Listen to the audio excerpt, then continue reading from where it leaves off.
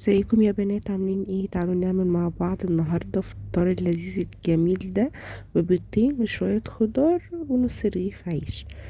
اذا عجبكم بقى الفيديو قبل ما نبدا اعملوا لي لايك واشتركوا في القناه وفعلوا زر الجرس عشان يوصل لكم جديد، وكمان ما تنسوش تعملوا لي فولو على الانستجرام عشان بننزل حاجات حلوه وستوريز وكده. فهستناكم هناك، هسيب لكم لينك الانستجرام في الديسكريبشن بوكس. يلا نبدا. معانا كده في الطاسة معلقة زيت زيتون وشوية بصل وطماطماية، هنشوحهم كويس لحد ما يتبلوا، وبعد ما يتبلوا هنحط عليهم شوية زعتر مجفف ونقلبهم كويس اوي. بعد كده نجيب وش الرغيف كله وهنحطه عليهم كده ونقلبه في الطاسة. بعد كده نكون سلقنا البيضتين نحطهم على الوش ونحط عليهم شوية حبة البركة.